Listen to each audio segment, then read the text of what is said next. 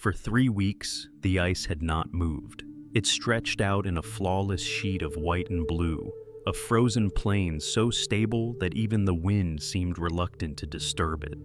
On this silent surface, a line of steel traps ran for 17 miles, anchored at pressure ridges, marked by cairns built from ice blocks and stones, spaced with the precision of professionals who understood that survival in the high Arctic was not a matter of strength, but of timing and discipline. This trapline was a routine, a rhythm, a contract between the men and the land. But on the 4th morning, after a light snowfall, that rhythm broke. The hunters, 3 men hardened by years on the northern ice fields, walked to the route expecting to find fox, marten, maybe a wolverine if the season was shifting. Instead, they found every trap sprung, not unusual on its own. Animals escape, bait disappears, snow settles wrong, but this was different. The traps were not only sprung, they had been reset, poorly, incorrectly, as if someone had tried to imitate the motions of a trapper, but didn't quite understand the mechanics. The jaws were closed again. The trigger plates had been pushed back into place. The bait, either removed entirely or replaced with stones, was arranged with unsettling deliberation. In 3 spots, the traps had been moved, uprooted from the ice and planted upright in the snow like markers, as though claiming territory or sending a message. The men stood without speaking. Each trap was inspected the way a surgeon might examine a wound. No scratches, no tooth marks, no blood, nothing to suggest an animal had touched them. The snow around the sites was disturbed, but not by paws, hooves, or boots. The impressions were wide, shallow, smoothed, as if something had been dragged across the surface rather than stepped on. One man knelt beside a trap that had been flipped upside down and pressed into the ice. The metal was cold, but not frozen into place. "Something handled this recently," he said. The others already knew. This was not an animal, not wind, not accident. Tools do not move themselves. Traps do not reset without hands. But there were no other trappers for 60 miles in any direction. No recorded travelers, no camps, no reason anyone would be wandering this stretch of ice. Still, speculation wouldn't keep them fed. They reset the line, carefully this time, making precise scratches in the ice, marking coordinates, noting angles, depths, and distances. If something moved the traps again, they needed to know how. The sun dipped, the cold deepened. They returned to camp in uneasy silence. Around the fire that night, theories turned into arguments. One man insisted it was another trapping party trying to scare them off. Another claimed it could be a scavenger lost on the ice, but the eldest man, the one with the most seasons behind him, shook his head. "People steal traps," he said. "They break them. They don't put them back." The others fell silent, because he was right. In the North, you learn to trust what people do, not what they say. And no one, no sane human, would waste energy resetting traps only to leave them empty. At dawn, they returned to the line. The traps had moved again. And this time, even the ice beneath their feet seemed different. But that is a story for the next article. They set out before sunrise the next morning, hoping the night had returned the ice to silence. It had not. The second walk along the trap line began like the first, cold breath curling into the air, the crunch of boots over hard crust. But as the men approached the first cairn, they slowed. Something was wrong. The traps were not simply disturbed this time. They were relocated. Some had been shifted a few feet from their original positions, enough to break the efficiency of the line, but not enough to appear chaotic. Others had been placed upright again like markers, and in 2 cases, the traps had been moved so precisely that the men found their own boot tracks leading directly to where those traps should have been, only to discover the metal devices sitting several feet away. It was deliberate, measured, intentional. The hunters exchanged glances, silent, tense, unwilling to put words to what they all understood. This wasn't a prank, wasn't wildlife, wasn't weather. Something was observing them. The eldest man crouched beside a misplaced trap. He brushed aside loose snow, expecting to find tool marks, scratches, or at least the imprint of a heavy boot. Instead, he found the same smooth, shallow disturbances they had noticed before, wide arcs across the ice, as if something had swept the surface clean. Snow moved without shape, no paws, no hooves, no tracks of any recognizable kind, a presence without footprints. The men reset the traps again, this time with even greater care, carving coordinates into the ice like surgeons marking incision lines. They documented angles, depths, and distances with almost obsessive precision. If the traps moved again, they wanted to measure how. If they were being watched, they wanted to know how closely. By midday, they returned to camp, exhausted not from the cold, but from the tension of being monitored, judged, evaluated by something they could not see. That night, conversation was scarce. The fire crackled between them, but none of the men warmed to it. Their jokes fell flat. Theories collapsed under their own weight. Each man took refuge in silence, realizing that the ice around them was no longer just landscape. It was becoming a boundary, a border they had unknowingly crossed. One of them suggested setting false traps, decoys designed to trigger or disappear easily, a way to test patterns. Another recommended checking the line twice a day, hoping to catch whatever or whoever was interfering. The eldest man listened, then nodded. "If it wants us gone," he said quietly, "this is how it starts." But the younger men insisted, and so they set their decoys. They doubled their rounds, they tightened their perimeter. For 3 days, nothing happened. The traps stayed exactly where they had been placed. No bait stolen, no metal moved, no patterns changed in the snow. The men began to relax. They laughed again. They talked about the money they might earn, about inns far to the south, about food that wasn't frozen or dried. The ice was quiet. The ridges stayed still. The wind returned to its familiar howl. It was almost enough to make them doubt their own senses. But on the 4th morning, the land changed. Not the traps, not the tools, not the camp. The ice itself had shifted. The path to the western section of their trapline was a flat pan of clear, thick ice. Solid, trusted, crossed daily without hesitation. It had been stable for weeks, but when they stepped onto it that morning, they stopped immediately. Pressure ridges had formed overnight. Sharp, clean, unnatural ridges that cut across the edges of the pan and curved inward like guiding walls, like a funnel. The eldest hunter knelt, touching one of the ridges. It wasn't fractured, it wasn't wind-shaped, it wasn't weather-made. It was structured, engineered. The ridges narrowed the path toward a patch of darker ice, a subtle gradient, easy to overlook. But the men tested it and found it thinner. Not dangerously thin, but thin enough that a man moving quickly or a sled loaded with equipment would break through. A trap. Not metaphorically, literally. Someone, or something, had designed it. They marked the hazard with stones and circled wide around the area, choosing caution over pride. But as they moved, a realization settled over them like falling snow. The land was responding, shifting, shaping itself around their presence, studying their movements and adjusting the terrain to influence, slow, or limit their options.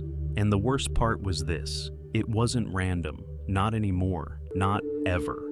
This was the first sign, the first undeniable change that suggested something on the ice was not merely tampering with their work, but managing them.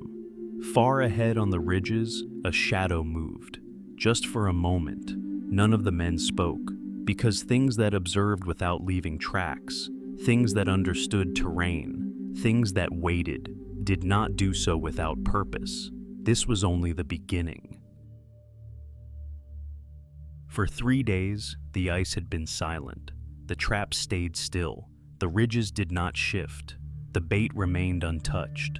Even the wind seemed to return to its familiar howl, an old companion in a land where loneliness could carve holes into a man's mind.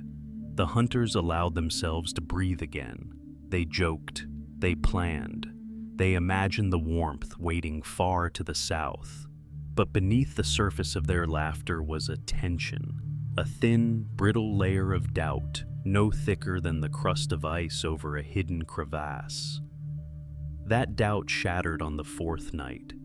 It began with a sound, not wind, not animal, not anything the men had heard in all their years on the ice. A low, rhythmic cracking, like the deep groan of a glacier shifting under immense pressure, but continuous, controlled, moving. It circled the camp at a distance.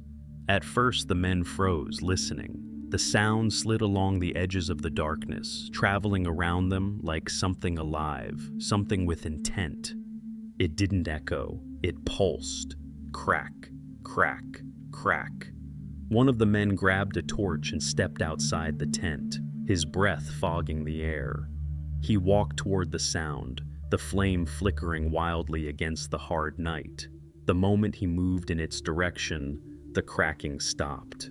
The silence was immediate, artificial, as if the ice itself were holding its breath. He stood for a long moment, torch raised, scanning the frozen plain. Nothing but darkness and ridges, nothing but the cold. He returned to camp. The moment he stepped back inside, the sound resumed. Crack, crack, crack, circling, always circling, not too close, not too far. Exactly at the distance where a man begins to imagine shapes in the dark. The hunters didn't sleep that night. When morning came, pale and flat, they discovered a new obstruction, a snowbank. Not a natural drift. Those had gentle slopes formed by wind. This one was clean, vertical, and deliberate, a 4-foot wall of snow packed solid across their primary sled route. It was a barrier, a constructed one. They dug through it, but the process took over an hour. Precious daylight lost, muscles strained, patience worn thin. Half the day was gone by the time they reached the trap line, and the message was clear. This land was no longer indifferent to their presence. It was watching them, responding to them, shaping itself around their movements. That night, the eldest hunter spoke quietly near the fire. "Someone is testing us," he said, "and the test is getting harder." His voice carried a weight that neither of the younger men had heard before, not fear, but recognition. A man who had seen something like this once before, long ago, and prayed he would never see it again. They asked him what he meant. He didn't answer. Instead, he listened to the ice breathing in the darkness. And in the cold silence between heartbeats, something shifted inside all three men. They realized the land was no longer just dangerous. By the time the hunters reached the water's edge 2 days later, they had begun to develop an instinct for the unnatural. They had learned to watch for symmetry in snowdrifts, for straight lines in places where wind should have carved curves. They studied the ice not for cracks, but for patterns, those subtle geometric formations that suggested purpose instead of chance. But nothing prepared them for what they found at the shoreline. It wasn't broken ice, it wasn't thaw, it wasn't weather. It had been cut. A perfect section of shore ice, clean-edged, vertical, precise, had been removed as if by a massive blade. The gap was too wide to step across and too deep for them to see the bottom. The missing piece lay beside it, still intact, pushed aside like furniture moved out of the way. Ice does not break like that. Ice does not separate that cleanly. Not naturally. Not accidentally. If the earlier disturbances hinted at intelligence, this was a signature. The eldest hunter touched the cut edge, smooth, cold, polished, no chipping, no splintering, a single motion executed with confidence. They stood in silence for a long moment. There are things you can explain away on the ice: a bear, a shifting wind, a storm that changes routes overnight. But a cut like this, a cut made with intention, was something else entirely. It was the work of something that understood structure, weight, load-bearing surfaces, the anatomy of ice. Something that knew exactly how to make water inaccessible without making it look dramatic or violent. Not destruction, interference. A message whispered through the frozen ground. The subtle war. As the days passed, the pattern became clear. This wasn't an attack. It wasn't even harassment. It was strategic obstruction. Every alteration forced the hunters to expend more effort, more fuel, more daylight, more body heat. A snowbank collapsed a route. A ridge diverted them toward unstable ground. Markers they had built were taken apart and reconstructed in misleading locations. Never close enough to be a confrontation. Never obvious enough to be a declaration. Just disruptive enough to make everything harder. The hunters were being resisted, not by strength, but by design. The youngest tried to cling to explanations. Maybe it's the weather. Maybe we missed the signs. Maybe the ice is shifting early this season. But the eldest knew better. Weather does not reorganize firewood into neat piles 30 feet away. Storms do not dismantle cairns and rebuild them on thin ice. Animals do not carve trenches around tents overnight. Something was watching their routines, studying their timing, learning their habits, and adjusting the environment to counter them. It was a kind of cold logic, a quiet, patient strategy that made survival feel less like a skill and more like a negotiation. The quiet realization. One evening, as the light drained from the sky and the clouds took on a dull iron color, the men sat around their fire, what little flame they could maintain. The cold pinched at their fingers, sank into their bones. The day had been long.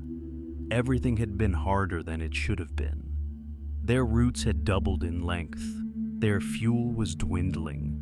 Their bodies were tiring faster. The eldest broke the silence. "These aren't accidents," he said.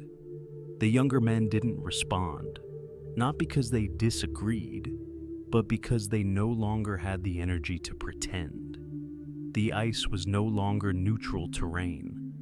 It had become a field of decisions made by an unseen hand.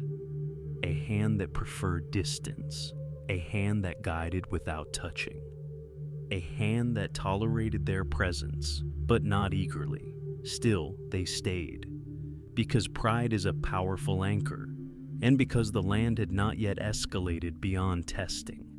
Not yet. The change revealed itself quietly.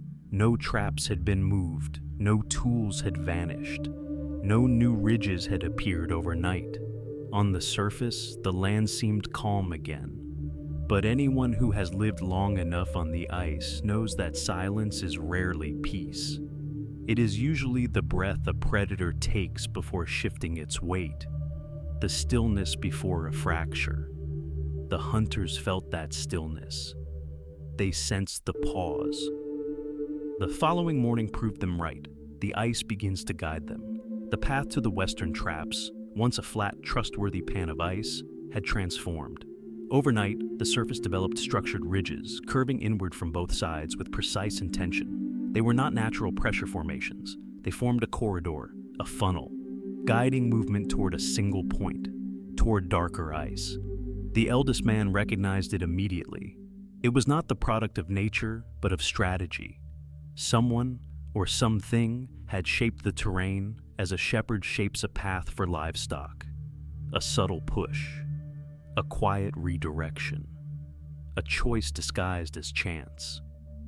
The hunters tested the darker zone. It was thinner. Not fatally thin, but deceptively unstable. A sled moving at speed would break through. A man stepping too confidently would be swallowed whole. They marked the danger with stones and took a long detour. But as they walked the new route, each man felt the pressure of unseen eyes following their movement, the sound that should not exist. That night, the real shift began. The hunters lay in their tent listening to the familiar groans of the ice settling under the cold. But one sound did not fit. It was rhythmic, even, moving. A low, dragging crack that circled the camp. Not footsteps, not wind, not weather. The sound traveled in a perfect ring, as though something immense was tracing a boundary around them, testing the perimeter, measuring their space, marking their position. One man grabbed a torch and stepped outside. Instantly, the sound stopped. The silence was absolute, aggressive, engineered. He took a few cautious steps into the darkness. Nothing moved. Nothing breathed. The ice seemed to hold itself still, waiting. When he returned to the tent, the sound resumed. Crack, crack, crack. A pattern too deliberate to be natural. The men lay awake until dawn, the wall of snow. Morning revealed the next message. Their primary sled route, used every day without fail, had been blocked by a 4-foot-high wall of densely packed snow. It wasn't a drift. Snowdrifts taper. They curve. They show the signature of wind. This wall was straight-edged, vertical, handmade, or made by something that understood construction. They spent over an hour clearing it. By the time they finished, half their day was gone, and the ice felt different. It was starting to behave like it was part of a plan. Water, cut at the source. 2 days later, the hunters reached the shoreline they used for fresh water and froze. Their access had been removed. Not broken, not shattered. Cut. A rectangular section of shore ice had been carved out with surgical precision and lifted aside. The edges were so smooth they could have been polished. The missing slab sat upright nearby, leaning against the ridge like a door taken off its hinges. Fresh water was gone. The path to it, engineered shut. The hunters stared in disbelief. There are animals that disrupt traps. There are winds that reshape snowbanks. There are storms that break ice. But nothing in the Arctic cuts ice like that. Nothing relocates it intact. Nothing understands leverage, load, and stability to this degree. Unless it intends to. The shift from weather to will. In the days that followed, the land's behavior became unmistakably conscious. Routes doubled in length. Fuel burned quicker. Every simple task required triple the effort. The ice was not trying to kill them. Not yet. It was trying to exhaust them, to make the environment uncooperative, to push them closer to failure without delivering the final blow. A deliberate erosion of their margins, a whisper saying, "You are not welcome here." But the hunters were stubborn, proud, accustomed to hardship. They believed endurance could outmatch whatever force was beginning to shape their world. They were wrong. What came next would strip away their belief that this was mere interference. Soon, they would learn the truth. They were not alone on the ice. The changes in the ice had become impossible to ignore. Every route was longer. Every day was colder. Every task drained more energy than it should have. The hunters were beginning to understand what the oldest among them had sensed from the very start. This was not random. The environment was being managed, not destroyed, not violently reshaped, but adjusted in subtle, calculated ways designed to erode their strength. A war of attrition waged through the landscape itself. But the breaking point came one evening, just as the last light died behind a line of pressure ridges. That was when the eldest hunter finally spoke the word they all knew, but none dared to say: the whispered name. They had returned to camp exhausted. Their firewood had been moved again, not stolen, not scattered, but rearranged in a neat, unfamiliar pattern on the far side of the tent. They stared at it in silence, knowing now that this was not the work of storms or wildlife. It was the work of intention. That night, as the fire sputtered and the wind went still, the eldest man cleared his throat. "There is a name for this," he said quietly. "Not a story, not folklore. A name used only when nothing else fits." The two younger men did not speak. "You know it," he continued. "We all know it." He didn't raise his voice. He didn't need to. He simply said, "Tornet." The word hung in the cold air like frost, a name spoken rarely and reluctantly among trappers, not a legend, not a myth, more a classification, a label used for encounters that refused to conform to any known explanation. The younger hunters exchanged a glance, and for the first time since the disturbances began, they looked afraid. Not of animals, not of weather, not of the cold, but of the possibility that something else lived out here, something that learned, observed, and engineered the land around them with purpose. What the old man had heard. He spoke slowly, reluctantly, like someone breaking a rule. The Tornet, he explained, were not seen often, not closely, not clearly, but their reputation was consistent. Tall, taller than any man, broad across the shoulders, long-armed, moving with a deliberate, measured gait, not beasts, not spirits, not men. Something between. Trappers over the decades had described the same signs. Tools moved and returned in strange positions. Ice cut with impossible precision.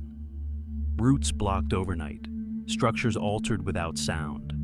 Tall figures seen from a distance, watching but never approaching. Not hunters, not predators, engineers, beings who reshaped the environment, not to kill, but to drive away, to increase difficulty, to exhaust, to restrict, to deny access without direct conflict. Territorial, patient, intelligent. "People think danger is teeth and claws," the old man said. "But out here, danger is time, distance, cold. Anything that forces you to spend more energy than you can afford. If the Tornet wanted you gone, they would not attack you. They would let the land do the work. Testing versus expulsion." There were two stages, he explained. Testing was subtle, moved tools, altered paths, sounds at night. Small obstacles meant to gauge response. Expulsion was unmistakable, destroyed traps, closed routes, major terrain changes, increasing difficulty until staying became impossible. "We're still being tested," the eldest said.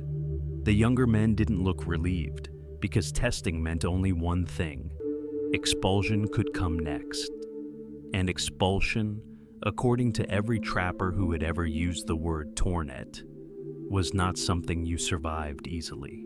The first sight. The old man fell silent, and the fire crackled in the uneasy darkness.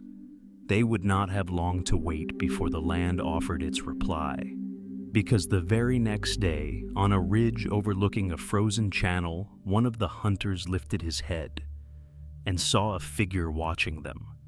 Tall, still, unmistakable, the first Tornet, and it was standing exactly where the land had guided them. The day they saw the Tornet on the ridge marked a threshold. Before that moment, the hunters could pretend the ice was simply misbehaving, that the land was shifting early, that the unusual signs were coincidences, tricks of weather and fatigue. But after the figure stepped into full view, after it turned, walked with purpose, and disappeared behind the ridge, they could no longer lie to themselves. They were not alone, they were not welcome, and the ice was no longer neutral ground. The next days would prove just how far the Tornet were willing to go to remove them. The first escalation. It began with a missing knife, a skinning blade kept inside a buckled leather roll, one of 3 identical tools.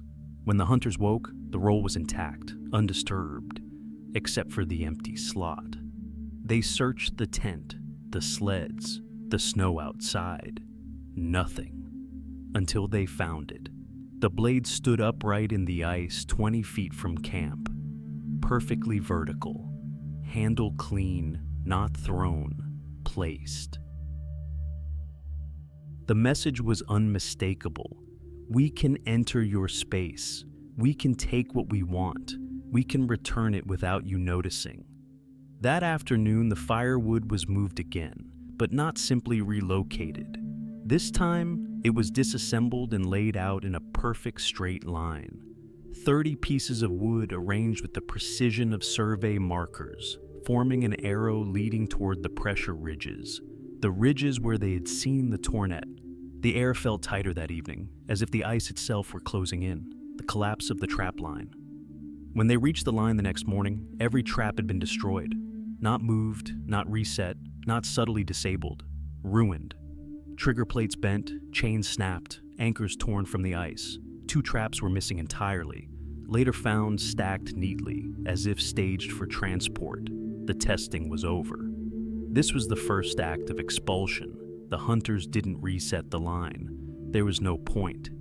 They returned to camp in silence, each man realizing the same truth. The season was lost. Perhaps more than the season. The circle in the night. On the 3rd night, they were awakened by a sound they had come to dread, a slow, rhythmic dragging. Not steps, not scraping. A kind of deliberate sweep against the surface of the ice, circling the tent. Again and again. None of the men moved. The eldest whispered, "Do not go outside." The sound continued for nearly an hour. In the morning, they found a perfect circle carved into the ice around the tent, 6 inches deep, smooth-sided, unbroken, a boundary, a warning, a line. The maps begin to change. Their hand-drawn maps, kept inside the tent, had been altered, not ripped, not destroyed, but corrected. Routes erased, shortcuts replaced with paths toward unstable ice.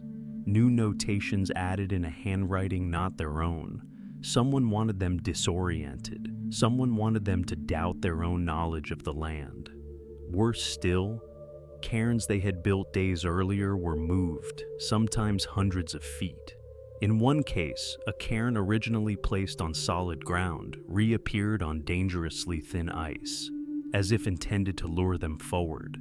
The message grew clearer with every sign. Leave, now. Before leaving is no longer possible. The disappearance. It happened at dusk. They were returning to camp in single file, visibility fading, the cold biting harder than usual. When the middle hunter glanced back, the last man was gone. Just gone. They called out. No answer.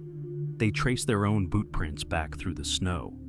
The tracks led to a newly built wall of ice, 5 feet high and stretching so far in both directions that its ends vanished into the twilight. It hadn't been there an hour earlier. They circled it. No gaps, no weaknesses.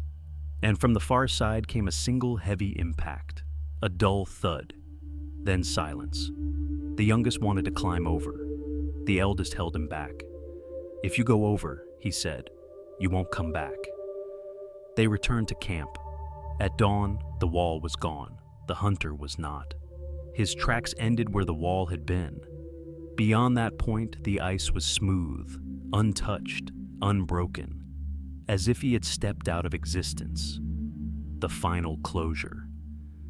They prepared to leave immediately. They packed only essentials: fuel, rifles, food. They abandoned everything else. Their fastest route south crossed a wide channel of thick, solid ice they had used many times before. But when they reached it, the channel was breaking apart. Not melting, not cracking from temperature change. Breaking.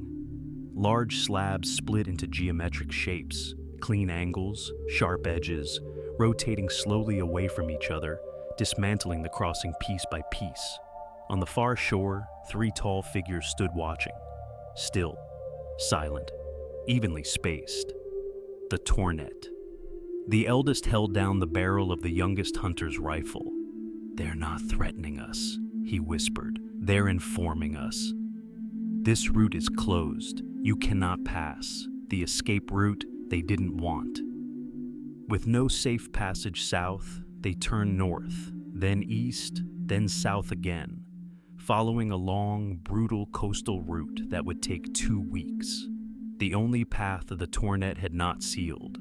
Along the journey, they found signs of presence, tools placed deliberately in their path, marker stones arranged in patterns, sections of ice cut cleanly like open doors, not guiding them out, but ensuring they left. 13 days later, exhausted and frostbitten, the remaining 2 hunters reached the outpost. They reported everything. The company wrote it down, then closed the area on its internal maps, labeled simply unsuitable territory. No explanation, no retrieval team, no investigation. The lost hunter was never found.